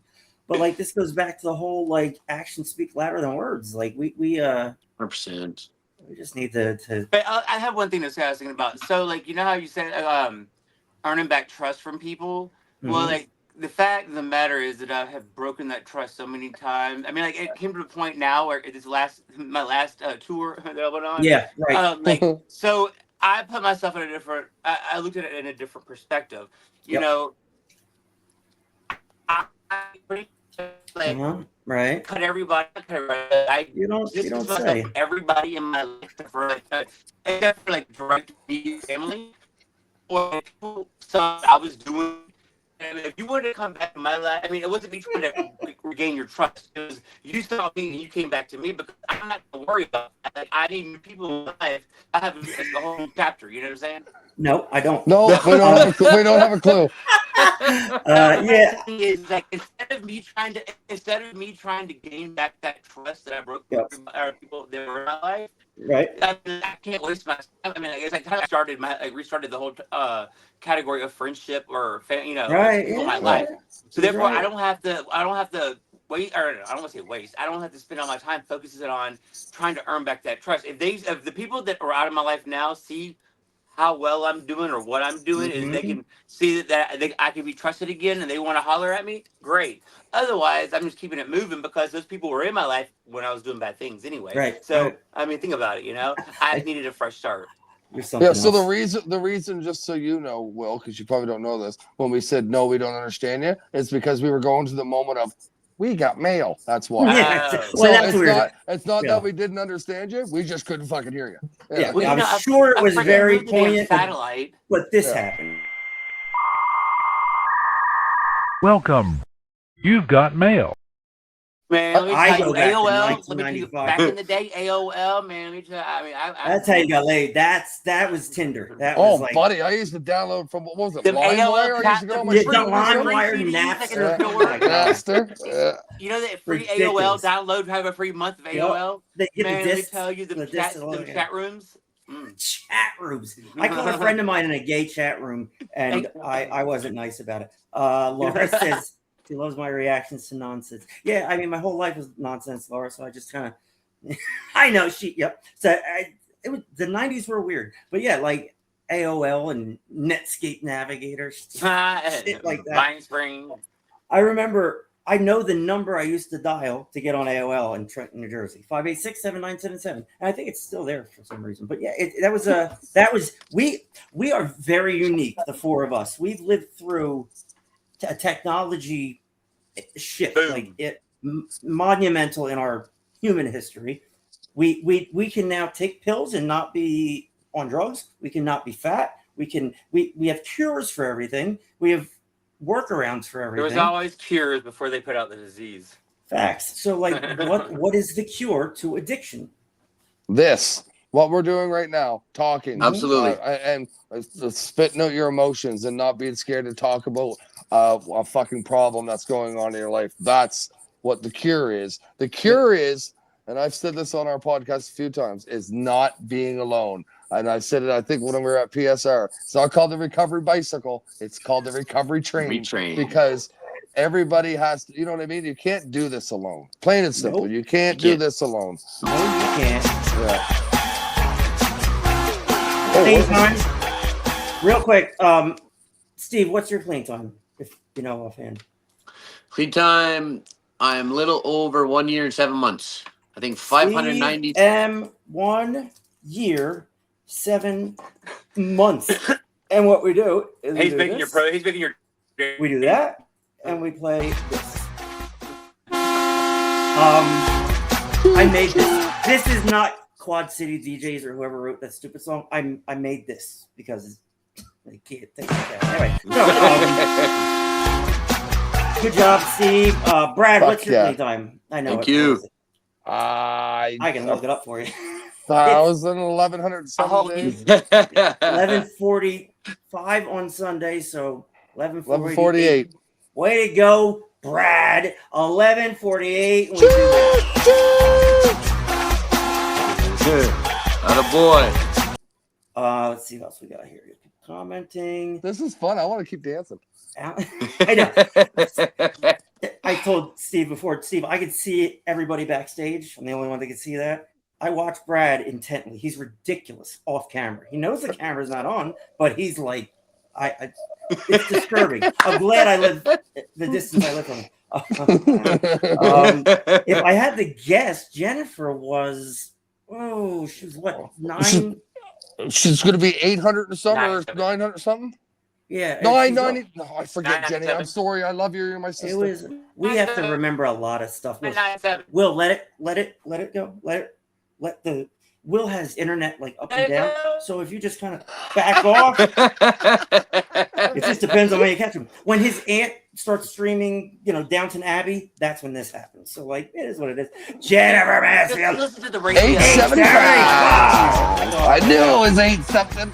And why do we do this? Why do we make a big deal over Blair? That was over Blair's numbers? Or whatever? Blair's 997. Blair. Yeah, I do it early. I already did it for her. Good for Blair. She's the best. She has to say clean time. Jenny, 5 seconds so in. I want to say this. So that's my sister, everybody, Jennifer.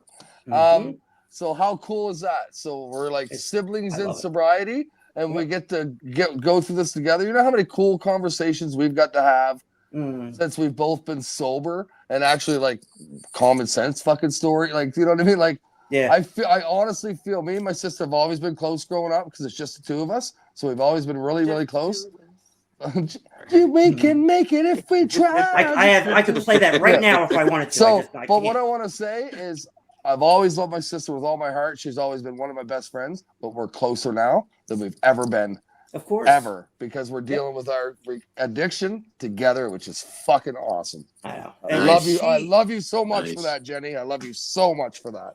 She's incredible. And she's one of us. We know that. And like one of us means we have a problem. We're actually trying to fix it. And by doing this is what we're doing. We're doing an hour and fucking 40 minutes. Nobody watches this for an hour and 40 minutes, but like it's helping us. There are still people watching, so who cares? I don't care. But like, you know, Brad has a message, man. Will's got a message. We heard it tonight a little more. I get a message every time I open my mouth. And Steve is like my hero. So like Jennifer said, my heart, love you so much, XO. Oh, she was wrong last week. She lied last week. Now she's 875. She said she was whatever. I'm just kidding. Our fans are starting to get to know us a little bit. It's kind of funny. Will, how many days you got, you think? A whole heap. I'm gonna say 991. 891. He's at 900, so I don't know. Somewhere he's at 960, something like. He's 100 days behind me. I'm at 1,002. He's at 905 or whatever. Good job, Will. I can't believe you did it. Good job, Will. Thank you very much. That's awesome. That's our horn. I made my own goal horn. Let's see what else we got. Congratulations, guys. Awesomeness XO. All right, we're gonna read our thing and get out of here. You're not so good with horns. Shut up. No. I love you. You never heard the story about him when he like set the when he was at work at the arena. Steve, I was when I worked in hockey, I worked in sports for a long time. All right, I ordered a goal horn, thinking that's cool. I'll just plug it in and use it. Shows up on a pallet, right? I need to hire people to hook it up. That's whatever. There's a big one. So they hook it up all like wacky and shit. And the thing I had every game, I had to go out on the catwalk. I'm terrified of heights. Out on the catwalk to the scoreboard and go up to the very top to the roof to flip the goddamn switch to turn this stupid thing on. So Jesus. I'm up there and I'm doing it like I do every game. And as soon as I flip the switch, 190 decibels of blown eardrum. This horn goes off right next to my fucking ear. Somebody's leaning on the button. So I'm like, holy shit. So this spirals. I then drop my keys. So the scoreboard's square and you can see right through it to the ice, center ice. I drop my keys through the grating, down over the ice. And it's like I'm watching this unfold like I'm watching a movie. As soon as it hits the ice, sure enough, the fucking Zamboni comes, runs right over. No! I could entertain you for days with this shit I went through in sports. But yeah, like that shit happens. But like, yeah. Did you ever get your keys back? Yeah, I did to get them out of the ice. That's what happens. They're like half in the ice, half out. I had to find them in snow. Right? I'm yelling at the Zamboni driver. I'm like, my keys, help me. I can't hear you. Everything's bad. Yeah, that was hilarious. A normal day to the worst day of my life. And I still can't hear out of my right ear. And I have constant tinnitus. It's like a B flat, like nonstop. I have to sleep with the fan on, whatever. I'm fucked up. We get it. So like I have like that horn. Like I got beat up. Traumatized, is you? Yeah, a little bit. Hard as all. Like I don't know. It was crazy. So it reminds me of the movie Dumb and Dumber. What's the most annoying sound you ever heard? Don't get me going on Dumb and Dumber. We'll be here till midnight. Yeah, I know. It's just you can't make shit up. But like, I one last. I'll give you one more sports story. It was going. We had Disney on Ice come into our building and do their thing, and we had to like work it for whatever reason. So we're working it, and we're all on headset, and it's like kind of a free night because it's not a hockey game, and we're making fun of everybody, like making fun of Cinderella and Princess, just whatever, having fun. The general manager, Walt Disney, I guess, walks up to our press box and demands us downstairs, or he's going to have us arrested. We're looking at each other like, what the fuck is going on? This is what happens. I go downstairs. I go in the locker room. I have half-dressed characters all around me screaming at me. You think I'm a homo? You think I'm I'm like, holy shit. This escalated quickly. Like the entire... So they turned us up in the room, and they were ridiculed by me and other people all night long. And I got yelled at by Belle. It was crazy. It was like the craziest thing I've ever done. So I said I was sorry, but they didn't seem to care. The Disney on Ice people have it rough. All right, so we read just for to dazzle. Steve, what can you give us? Like Will blew my mind. I don't listen to Brad talks, but when you Blow my mind while I get this set up. What do I need to do better?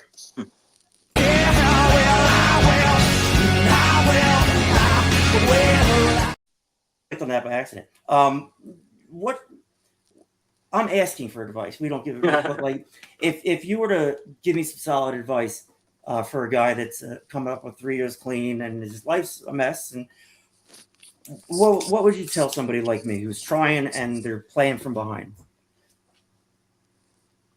You know what? I would just say keep doing what you're doing right now because you're doing fucking amazing as it is. That's. Thank you. I was fishing for compliments, so I appreciate it. We read just for Sorry, today I here. keep getting phone calls. I don't know if it's fucking it up on your end. Me. That was mine. That's everybody. Everybody. That was me. But yeah, maybe I should log off here, and I want to come back though. I want to come back on. Me. Okay. And It's my mommy. Don't Brad, add me to that group chat. Add me to that group. You want in, huh? This guy, he's in. I hope you got plenty of time. Yes. Well, you're the general manager of sales and marketing, and we have some paperwork for you to fill out. Right, we read Okay. just for Well, today. I will. For everybody else out there, you know what? Take it one day at a time. Take it a day at a time. You will do great. You've made it this far. You're doing amazing. Keep going. I apologize. I want to come back on again, and I will see you guys later. Absolutely. I love you guys. Thank We love you, Steve. Steve. We love you too. Great job. All righty, guys. Y'all take care. You too, You too, buddy. Thank you. We're wrapping it up. What a guy! He's a fucking great guy. He's a beauty. I don't know many like him, and you're both in that same category. Like, I've never helped people in this kind of regard. Like, put them first. I've never done that. Always me first. I would do stuff, but like it was about me. With That you damn guys, horn keeps going off. really? The See, music. The rest of the world doesn't hear it. I have to turn it on It's and then I off can hear again. things that most people And now, can't. now it's off. It's because your internet speed is 8. So like it's Oh, I'm getting a major upgrade, boys. But anyway, sorry. We've been talking about that for Will for a while. I just don't know if he's gonna stick around. Do I want to pay? I've that only been money? here since how much? He's been here for forever. We just deal with it. Yeah, I'm just gonna leave it with that. Okay. I would take a bullet for you guys without even hesitating. You really want to take a bullet lately, don't you? I do. I have said that a lot, haven't I? I'm just, I don't know. Oh, yeah, I was reminded the other day of when I had a gun pulled on me in Philly, and he was going to kill me. He pulled the trigger. It didn't go off. The safety was on or what? I hit him. I'm fighting him and driving and fighting him. Long story short, I end up with a new gun in my car and a bunch of crack everywhere. So it kind of worked out. You told me that story, actually. Yeah. It's ridiculous. Yeah. Laura Lee Gruber, she says, Rome wasn't conquered overnight. You guys always say on your episodes that you take it a day at a time. Solid people in your life will stay and support you. You got this. Laura is very interesting. I'm very excited to have her on. Absolutely. Because, she's very interested in us and what we're doing. And she's Sunday, right? She's coming on Sunday. She's coming. No, she's coming in it's a while. She's like our last guest. It's Sunday, April 19th. A couple weeks. She's not an addict, right? And we accept everybody here. Everybody's welcome. Whatever. This is a person show. We're just addicts, and she wants to be a part of that. We need more of that, honestly. I mean, we stopped and analyzed it for a second. Well, our addictions affect more than just us. Exactly. It's, so many people around us, like our families. I actually didn't realize how many people I fucked up or affected with my addiction. I really didn't. I honestly didn't, because I was so involved in my self-entitlement and my selfishness and all that I was just worried about myself. If you're constantly looking here, you're not going to see there. You know what so I mean? Once I got sober, I realized how much shrapnel I left behind. So it is definitely good to hear from some outside experience that might not be addicts, because that's one thing about recovery too. We need to learn perspective, right? We have to see different views, and it opens our mind, and we might even be teachable. Brad just hit a home run. That was Willie, though. I stole that all from Willie. I understand, but the delivery was there, Brad. Give yourself take a goddamn compliment. Okay, fuck it. I love it. That was great. This is the longest we've ever gone. Jimmy, we miss you. We hope you're okay. He is. Love you, buddy. Text message. And Brad really does love him. And oh man. Oh, no, sorry. I'll shut up after this. It's just he's been us going to PSR together and meeting each other. Honestly, was we fucking laughed and had so much fun all weekend. Boy crash. I'm not sure that would have happened if you took him a year ago. Seriously, I'm not like judging or analyzing. Jimmy's different. Jimmy is. I feel like he's his actual self with us now. So like he knows he can be comfortable. Just if he's angry, he can be angry. He can be miserable. Whatever. Jimmy goes through. We all just go through shit. He is. You met him, Brad, and you guys went and did this thing. And Jimmy was like, he's past where you're at now and wherever you're at.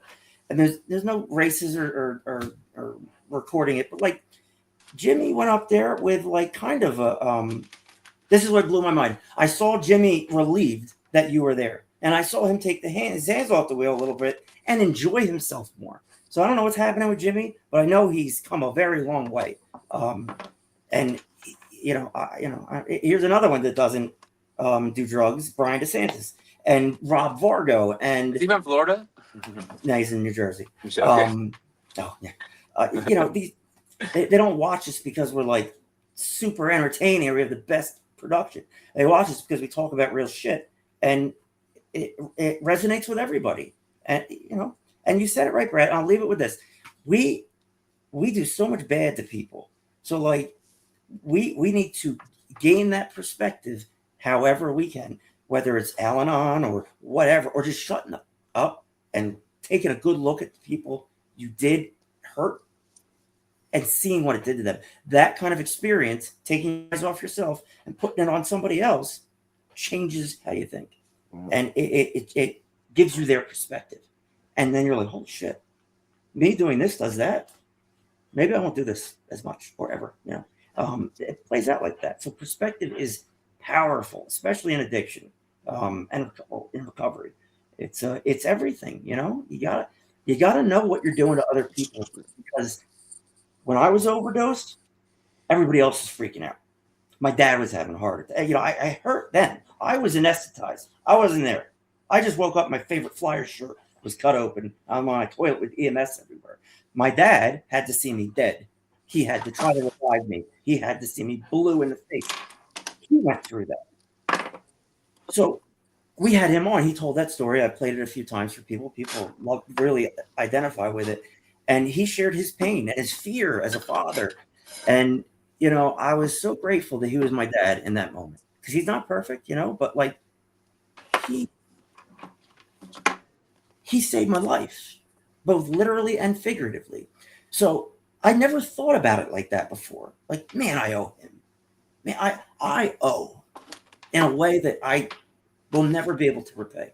Yeah. And doing what you're right now is repaying. You're paying in full right now, bud. Yeah. Living amends. We talked about that last episode, all that stuff. So the people that are taking the ride with us and helping us and talking and all that stuff, we're so grateful for you, because you're helping us with our recovery, both addicts and non-addicts at this point. So, people want what we got. And I feel bad for some sober people that they don't get the privilege of finding out who they really are, finding out who other people really are.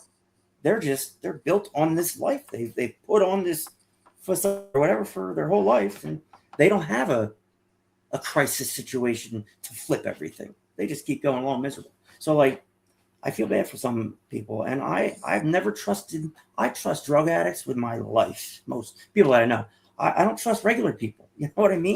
But Will said that perfect tonight. Like the thing that I take the most was like, that really hit me, because I need to hear that. Wouldn't change a thing. You're totally right. So all these people that might still be suffering or whatever, they'll find their way.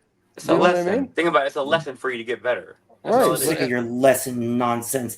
Will is a lesson learner, and he's been saying that since the beginning. I mean, but don't get me wrong. You're right. I mean, it takes me like 5 and 10 times to learn. Yeah, right. And we covered that. Yeah. It's just, we're the kind of people to touch the stove, burn our hand, and try the other I hand. Maybe gotta that one learn won't get better. from hands-on experience. Yeah, and it's addiction. We're all lucky to be alive and can kill anybody else, whatever. Everybody's pissed off at Tiger Woods for the poor guy. He's an addict. Tiger Woods, y'all. All right. My mom's gonna be sending the neighbors over. I'm done. And just so everybody knows, we never go 2 hours long. We're organic. We ride the wave, and people are now starting to leave. Shocking. All right, we're gonna read the shit real quick. I'll read it just to give you a break. Good job. You did enough. Good All job, right. Poppy. It is it's love and addiction. Oh. Hey, Will. Hi, Will. Hi. It's a little music because I can deal with music in the background. There we go. Some of us first saw the effects of addiction on the people closest to us. We were very dependent on them to carry us through life. We felt. Can you turn the music off? Thank you. We felt angry, disappointed, and hurt when they found their interests. This font's bad. You're right, Phil. I called him Phil. I was looking at Friends. I called him Phil. Interest, friends, and love. Base text, base 7, page 95. Addiction affected every area of our lives. It is hard to talk with the music. Just at least I didn't realize. Just as we thought the drug that would make everything all right, so we thought people to fix it. So we sought people to fix us. You got problems too, huh? I got you. The font's fucked. It's bold. It's just weird. I got it. Yes, thank you. I will fix it. We made impossible demands, driving away those who had anything of worth to offer us. This is perfect. Often, the only people left were those who were themselves too needy to be capable of denying our unrealistic expectations. This is a read. It's no wonder that we were unable to establish and maintain healthy, intimate relationships in our addiction. Today, in recovery, we've stopped expecting drugs to fix us. If we still expect people to fix us, perhaps it's time to extend our recovery program to our relationships. That's a way to say, get shit together. We begin by admitting that we have a problem, that we don't know the first thing about how to have a healthy relationship, intimate relationships. We seek out other members. We seek out members who've had similar problems and have found relief. Facts. We talk with them and listen to what they share about this aspect of their recovery. We apply the program to all of our affairs. There it is. Steve said that, basically. Seeking the same kind of freedom in our relationships that we do throughout our recovery. Just for to dazzle, Jesus, this is a long list. Loving relationships are within my reach. Today, I will examine the effects of addiction on my relationships so that I can begin seeking recovery. Remember, 2 dead batteries won't start a car. If you're new in recovery, you just found out you have a disease. Why contract another one? There you have it. I added that last sentence. So we're done. Thank you for the people that hung on. If you're early in recovery, Meeting Finder, go in the App Store, there's help. And we love you. We'll see you guys on Sunday.